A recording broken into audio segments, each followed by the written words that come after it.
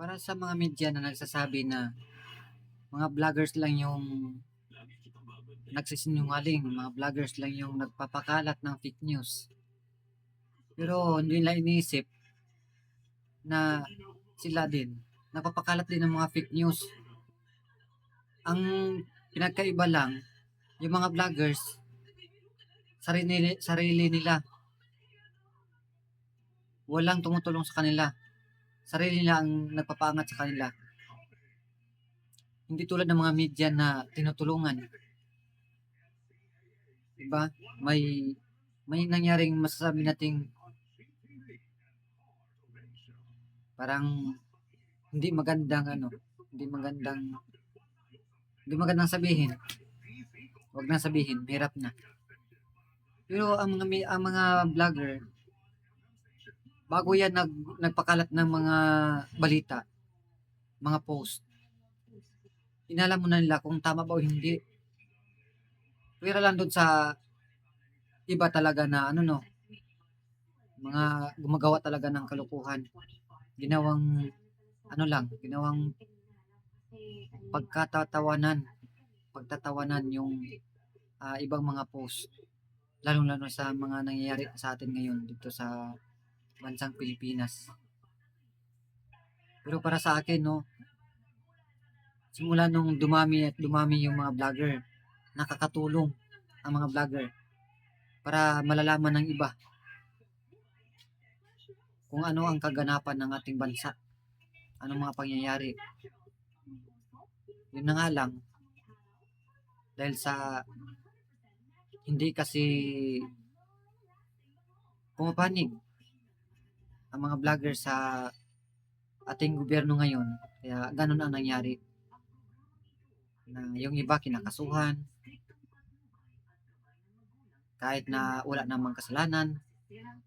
Kaya minsan masasabi natin na ang batas dito sa Pilipinas, it's unfair, hindi patas. Pag mahirap ka, gawagawan ka ng kasalanan kahit wala kang kasalanan. Pag mahirap ka, para sa iyo ang batas.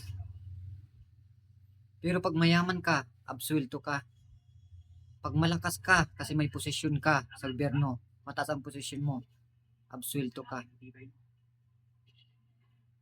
Kaya masasabi natin na ang batas dito sa Pilipinas ginawa lang para sa mahirap. Pero absuelto para sa mga mayayaman. Kaya mahirap talaga maging mahirap.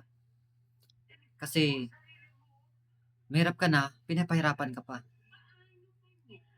Parang walang simpatiya, no? It's unfair na bilang isang mahirap,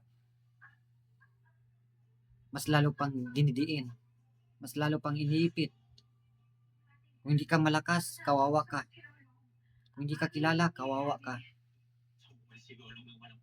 Kaya dapat sana yan yung baguhin dito sa bansa natin. Baguhin sa gobyerno natin. Na kung saan, sobra-sobra na. Hindi na tama. Hindi na makatarungan ang mga pangyayari. Kasi imbes na ang gobyerno natin yung tutulong sa atin. Ang nangyari ngayon sa panahon ngayon, parang ang gobyerno ngayon yung magdidiin sa atin. Imbes na gusto mong sumaya, hindi ka magiging masaya. Kaya kailangan nating maghanap ng lunas. Yun na nga, kasabihan ng iba, magkita-kita na lang sa susunod na eleksyon. Pero ang tanong, nagkaisa na tayong mga mamamayan, mga taong bayan. Baka may mangyaring dayaan. Kaya dapat nating paigtingin ang mga pangyayari ngayong eleksyon at sa susunod na eleksyon. Dapat nating bantayan na ang bawat boto ng bawat isa sa atin ay mahalaga. Kaya kung mayroon man sa tingin natin kay nahinala na hindi magandang gawain, agad nating i-report. Nang sa ganon ay hindi ano, hindi pa mas lalong kakalat. Saka hindi pa magiging huli ang lahat. Tayong taong bayan ang naglulok sa kanila dyan sa posisyon na yan. Kaya tayo din ang dapat na magkaisa para sa sunod. Wala nang ulit. Kasi mahirap.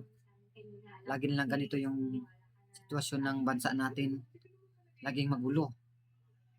Parang ang nangyayari, Pinoy kapwa Pinoy. Naglalaban na.